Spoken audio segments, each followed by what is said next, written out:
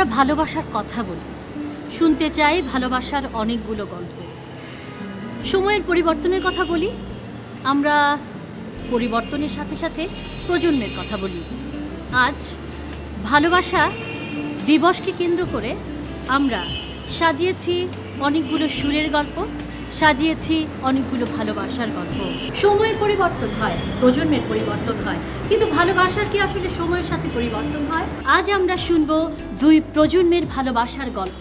প্রথমেই যে প্রজন্মের কথা তুলে ধরবো, বাংলাদেশে সঙ্গীতজ্ঞ শ্রদ্ধেয় আজাদ রহমান এবং সেলিনা আজাদের জীবনের সেই সব দিনের কথা শুনবো, সুরে সুরে ভালোবাসার কথা। চলুন যাওয়া যাক তাদের কাছে।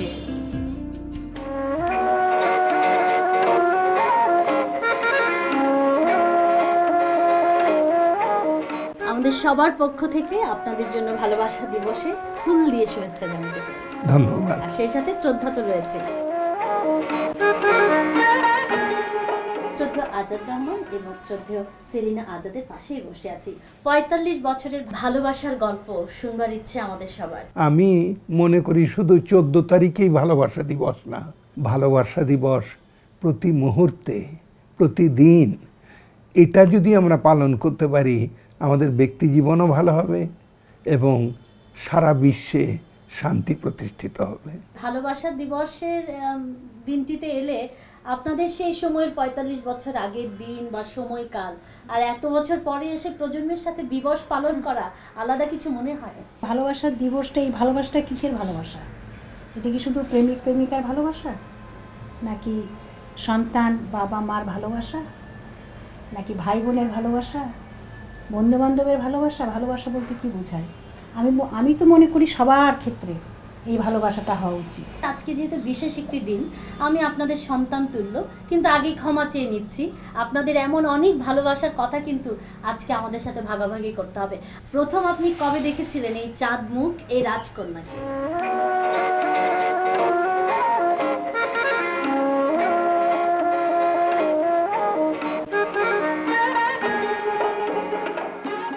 বহু যুগ আগেই। তুমি তো এই ৪৫ বছরের কথা বললে, এবং তারও কয়েক বছর আগে আমি প্রথম দেখি। তবে আমার কাছে মনে হয় একই রকম উনি আছেন, একই আবেগ, একই সব কিছু ওই প্রথম দিনের মতোই। তো আমি মনে করি প্রেম তো বিশাল একটা শক্তি, এই জীবনী শক্তি, এবং এই প্রেম ভালোবাসা দিয়েই তো জীবনের উন্মেষও হচ্ছে। তো এটাকে নিয়ে কোনো তোমারও সংকোচের কোনো কারণ আছে বলতে আমি তো মনে করি না। সঙ্গীতকে কখনো আপনার প্রতিযোগিতার কিছু অংশ মনে হয়েছে? কখনো ঈর্ষা হয়েছে সঙ্গীতের? ঈর্ষা হয়নি, কারণ এটাই ওনার মানে ভালোবাসার জায়গা। আমি তো মনে করি সঙ্গীত ওনার হলো প্রথম প্রেম, প্রথম ভালোবাসা, সব কিছু। আপনার সন্তানদের কথা আমরা একটু শুনতে চাইব। আমার সন্তান 3 জন, 3 কন্যা, আমার 3 জামাই আর 6 নাতি নাতনি। বড় মেয়ে রুমানা নুসরাত, মেজো কন্যা রোজানা আজাদ হাসান, ছোট মেয়ে নাফিসা আজাদ। 3টি মেয়ে অস্ট্রেলিয়াতে আছে। আপনার তো অসংখ্য জনপ্রিয় গান রয়েছে। সঙ্গীতের এই ভালোবাসার সাথে নিজেকে এখন অনেকটাই আপনি দূরে সরিয়ে রেখেছেন, কিন্তু ভালোবাসার টানে গুনগুনিয়ে নিশ্চয়ই এখন গান। আজকের এই সুন্দর দিনটিতে যদি আমরা অনুরোধ করি আপনাকে একটু গান গাইবার জন্য। তুমি মোর নয়নে নয়নমণি, চিরদিন থেকো নয়নের মাঝে, তুমি মোর হৃদয়ে হৃদয় ধ্বনি, নিশিদিন বেজো হৃদয়ের মাঝে।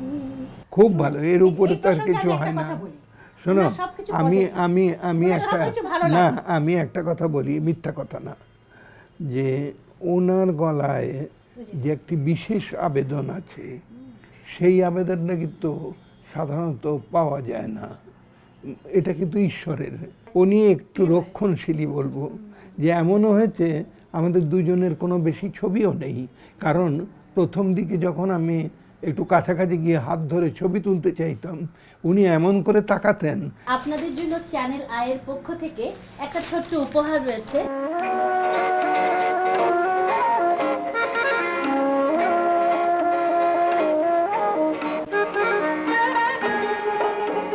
তোমাকে ধন্যবাদ, চ্যানেল আইকে ধন্যবাদ।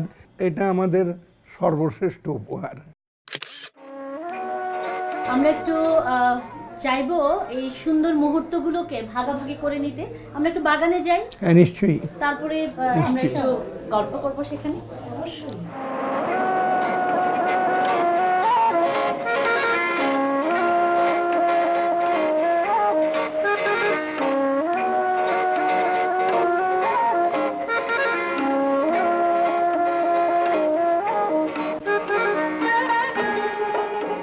এত সুন্দর একটা বাগান, ভীষণ পছন্দের আমার, ফুল গাছ ভীষণ পছন্দের। ফুল গাছ। আমাদের ওই ইস্কাটন গার্ডেনে একটা সরকারি বাসায় থাকতাম তো আমরা, তো আমরা ছোট্ট একটা জায়গা ছিল গাছ লাগানোর বাগানের মতো, কিন্তু এটা তো ছাদে খানিকটা দুধের স্বাদ ঘোলে মেটানো হচ্ছে। আমাদের কাছে কিন্তু মনে হচ্ছে অনেক বড়, এবং এত সুন্দর পরিপাটি করে চাচি গুছিয়ে রেখেছেন। চাচিকে আমাদের ধন্যবাদ দিতেই হবে। তোমাকে অনেক ধন্যবাদ অনেক, চাচি, এত অনেক, সুন্দর তোমাকেও একটি ধন্যবাদ। বাগান। তা আমরা ওদিকে যাই আর একটু দেখি।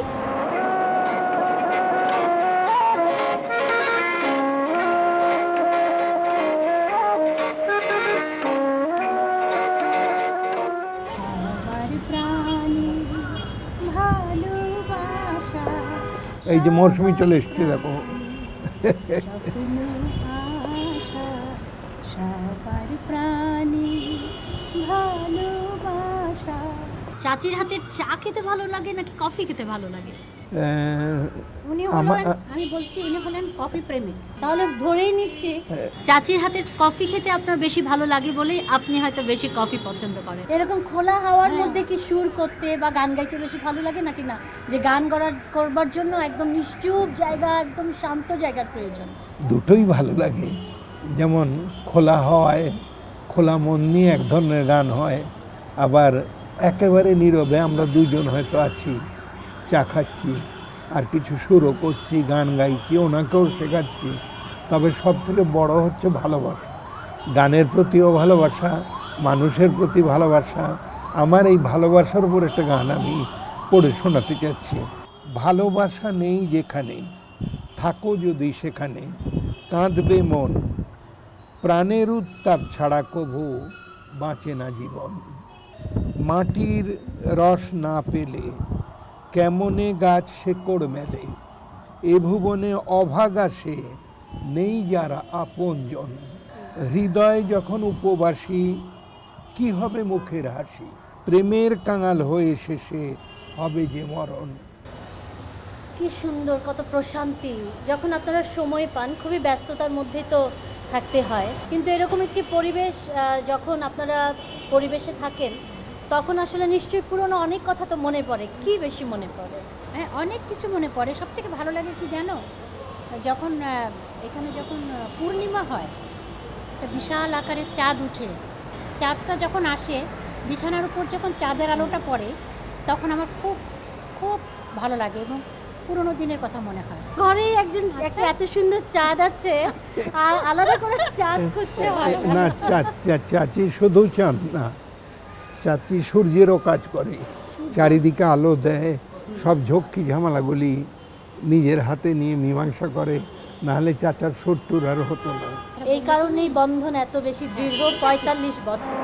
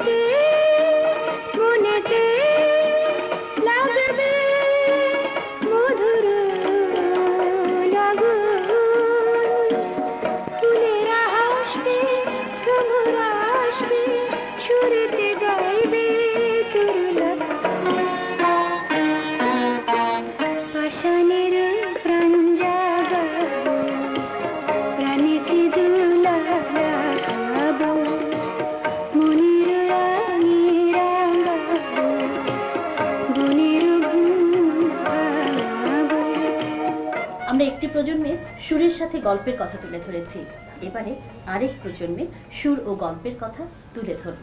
চলুন যাওয়া যাক সেখানে।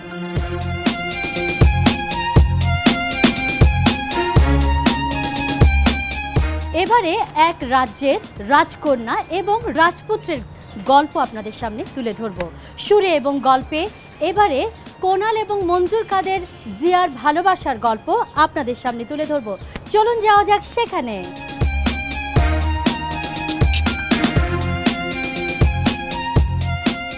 ওয়াও, এই মুহূর্তে কার পাশে দাঁড়িয়ে আছি?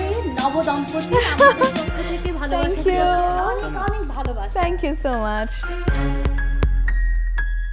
দর্শক, এবারে আমরা আপনাদের সামনে যে ভালোবাসার সুর ও গল্পের কথা তুলে ধরব, তারা যেন দুজনই সত্যি সুরে ও গল্পের বন্ধনে দৃঢ়ভাবে প্রমাণ করেছেন ভালোবাসার সৌন্দর্য, ভালোবাসা কতটা সুন্দর ও মধুর হতে পারে। একদিকে সঙ্গীত, একদিকে সাংবাদিকতা। কোনাল এবং মঞ্জুর কাদের জিয়া নবদম্পতি, এই দুজনকে আজকে আমরা একসাথে পেয়েছি। আমাদের সবার পক্ষ থেকে শুভেচ্ছা এবং অনেক অনেক ভালোবাসা জানাচ্ছি। আজকে এই দুজন মানুষ দুজনকে প্রথমে উইশ করবে, যেহেতু এটি প্রথম হচ্ছে ভালোবাসা দিবস। হ্যাঁ, প্রথম ভালোবাসা দিবস আমাদের। হ্যাঁ, শুভ ভালোবাসা দিবস। দুজনের আজকে কিভাবে দিবসটি আপনারা কাটালেন? আসলে কি হয়, আমার বাবা বলে যে এই জীবন কর্মময়, মরিলে বিশ্রাম হয়। তো কর্মময় দিবস হয়েই ভালোবাসা দিবসটাও গেল। প্রতিদিনই ভালোবাসার দিবস, কিন্তু আমরা সবসময় প্রিয় মানুষটাকে অ্যাপ্রিসিয়েট করার কিংবা ভালোবাসি কথাটা বলার হয়তো সময় হয় না বা মনে হয় না। এই দিনটা আলাদা করে থাকার অ্যাডভান্টেজই এটা, যে একটু বলা যে হ্যাঁ সত্যি ভালোবাসি। এই বিশেষ কিছু ওইভাবে করা হয়নি। আমার কাছে মনে হয় মানে এটা তো অনুভূতির ব্যাপার একটা। হ্যাঁ। এই অনুভূতিটা আমার যে মানুষটা, আমার যে প্রিয় মানুষটা, আমার যে ভালোবাসার মানুষটা, যাকে নিয়ে আমার পথ চলা, মানে ভবিষ্যতের দিকে আমাদের আগানোর যে চিন্তা ভাবনা, সেই মানুষটা বুঝতে পারলেই হলো। সেটা সেই দিন আবার একটু মানে শুধু বোঝা না, হয়তো মুখ ফুটে বলতে হয়। মানে আমাদের বন্ধুত্বটা ওরকম ছিল, আমরা তো বন্ধুই ছিলাম, এখনো ওভাবে বন্ধুই আর কি। তো এই কারণে ওভাবে ওরকম করে আলাদা করে ফর্মালি কিছু বলারও ব্যাপার নেই, আমরা বুঝে যাই। ভালোবাসা মানেই হচ্ছে দুটি মানুষ এক হয়ে অনেকগুলো মানুষকে কাছে টেনে নেয়। তো এই বন্ধনীতে এখন অনেক পরিবারের সদস্য। তো কোনালের ক্ষেত্রে আমি একটু জানতে চাইবো যে কোনাল এখন তো পরিবারের দায়িত্ববান একজন নারী। কোনালের সময় এবং কিভাবে আগামী দিনগুলো সাজানোর ইচ্ছে রয়েছে? দায়িত্বটা অনেকটা সহজ হয়ে যায় যদি যেই পরিবারে যাচ্ছি তারা যদি আপন করে নেয়। আলহামদুলিল্লাহ, আমি নিজেকে এতটাই সৌভাগ্যবতী মনে করি, কারণ যেই পরিবারে আমি গিয়েছি সেই পরিবারটা আমার কাছে নতুন কিংবা অচেনা কিংবা অন্য জগৎ মনে হয়নি। সবসময় যে ভয়টা কাজ করতো, আমার মনে হচ্ছে এরা আমার বড় ভাই, এরা আমার বড় বোন, এটা আমার বাবা, এবং যারা পিচ্চিরা আছে তারাও, সব মিলিয়ে ওরা আমাকে এত আপন করেছে আপু, যে দায়িত্ব মনেই হয়নি। ইনফ্যাক্ট আমাকে দায়িত্ব দেওয়াও হয় না, সব কিছু তারাই করে। ওর ইমিডিয়েট বড় বোন আছে নাসিম আপা, আমাকে যখন অ্যাড্রেস করে, মেসেজ করে কিংবা ফোন করে, দুদিন আগে মেসেজ করেছে, কোনাল ব্র্যাকেটে শিশু, তুমি কোথায়, কি করছো, কেমন আছো, তোমার খোঁজ খবর নিতে মেসেজ করলাম। আমি কাজের ফাঁকে হয়তো খোঁজ নিতে পারি না, বাবা আমাকে ফোন করে, বোনরা আপুরা আমাকে ফোন করে, ভাইয়া খোঁজ খবর নেয়। আমার যা কাজ, আগে যেমন আমার বাবা মা আমাকে হেল্প করতো, আমার ভাই হেল্প করতো, এখন আরও মানুষ হয়ে গেছে আমাকে সহযোগিতা করার। হ্যাঁ, সাইবাও তাই, মানে ওর ভাস্তি আর কি। তো সবাই মিলে আমার মনে হয় যে আমি দায়িত্ব পাইনি, আরও দায়িত্ব দিয়েছি ওদেরকে, আমার বাবা মা ওদেরকে, আর ওদের বাবা মা আমার বাবা মাকে, মানে পরিবারটা আমাদের দায়িত্ব নিয়ে নিয়েছে আপু। আমি একটু মঞ্জুর কাদের কাছে জানতে চাইবো যে কোনাল তো দায়িত্ববান, সাধারণত বলা হয় যে বাড়ির সৌন্দর্য আসলে একজন নারী হয়তো সবচাইতে বেশি সুন্দর করে ফুটিয়ে তোলে, কিন্তু সেক্ষেত্রে যে জীবন সঙ্গী থাকেন তারও তো একটা দায়িত্ব রয়েছে, এবং তার যে গুরু দায়িত্ব রয়েছে সবাইকে আসলে একসাথে তো এই সমন্বয় আপনি কিভাবে করছেন? কারণ এখন তো দুটো পরিবার এক হয়েছে। দুটো পরিবারের পরিচয় তো দীর্ঘদিনের, তো সেই জায়গা থেকে মানে আমরা তিন বন্ধু। হ্যাঁ, এটা মৌসুমী আপু তো জানেও, আমরা তিন বন্ধু, বর্ণ আমি আরও। তো আমাদের কাছে দুটো পরিবার হচ্ছে অনেক বেশি পরিচিত। তো ওর মা, ওর বাবা, মানে আমার শ্বশুর শাশুড়ি এখন, আগে খালা খালু ছিল, এরা মানে এতটা আমাকে আপন করে নিয়েছে। আমার কাছে মনে হয় না আমি জামাই, সেই জিনিসটা আমার কাছে কাজ করে না। আমার কাছে মনে হয় উনি সব জায়গায় বলে আমার দুটা ছেলে, এটা হচ্ছে বড় ছেলে, আমাকে বড় ছেলে অ্যাড্রেস করে, আর অর্ককে ছোট। তো সেই জায়গাতে আমি নিজে হচ্ছে জামাই, সেই জিনিসটা ওনাদের কাছেও সেই এটা। হ্যাঁ, তোমার হেলথের রহস্যটাও এইটা কেমন খাবারের অত্যাচার যেটা বলে আর কি, হ্যাঁ। তো আমি সাধারণত খাবার টেবিলে বসলে ওকে ইশারা করি আর কি, মার কথা, মানে আমার মানে খাবারের ব্যাপারে ওনার কোনো আপস নেই। তার ছেলে এতগুলো খাবার দিচ্ছে, তারপর না খাচ্ছে না। মানে আম্মুর ভালোবাসার প্রকাশ, বহিঃপ্রকাশ হচ্ছে খাবার। খাবার তো আছে, খাবার হ্যাঁ একটা মেইন পার্ট আর কি। বাইরে যখন যাই, আমি সকালে যখন অফিসে যাই, মানে জামাই আদর এরকম আদর, হ্যাঁ মানে খাওয়া দিয়ে একেবারে দুপুরে খেয়েছি কিনা, তারপর ধরেন দেরি হচ্ছে কখন আসতেছি, বিকেলে নাস্তা করেছি কিনা, এই জিনিসটা মানে এটা জামাই হিসাবে না, মা হিসাবে উনি মানে পুরো দায়িত্বটা আমার কাছে। আমার বাবা মানে বলেই দিয়েছিল, মানে আমার শাশুড়িকে ওইভাবে, মানে যখন আমাদের দুজনকে মানে আনুষ্ঠানিকভাবে যখন ইয়ে করা হয়, মানে আমি আপনার মেয়েকে, আমার মেয়েকে আপনার কাছে তুলে দিলাম, আমার বাবা বলছে না, ছেলে মেয়ে দুজনই আপনার, মানে আলাদা কিছু নেই আর কি। কি সুন্দর। আচ্ছা, আপনাদের দুজনের বোঝাপড়া কখন মনে হচ্ছিল? আপনারা দুজন খুব ভালো বন্ধু ছিলেন, বন্ধু আছেন, বন্ধু থাকবে, সেটা নিবন্ধিত রেজিস্টার্ড বন্ধু হয়েছে। চমৎকার। যেটি আসলে যে কোনো সম্পর্কে, বিশেষ করে জীবন সঙ্গীর ক্ষেত্রে বন্ধুত্ব আসলে এই শব্দ খুব ইম্পর্টেন্ট, প্রথমেই চলে আসে এই হ্যাঁ। শব্দ। তো সেই জায়গা থেকে আসলে কেন মনে হয়েছে যে সারা জীবনের জন্য আসলে এরকম বন্ধুই প্রয়োজন? আমার মনে হওয়ার আগে তো ওর মনে হয়েছে।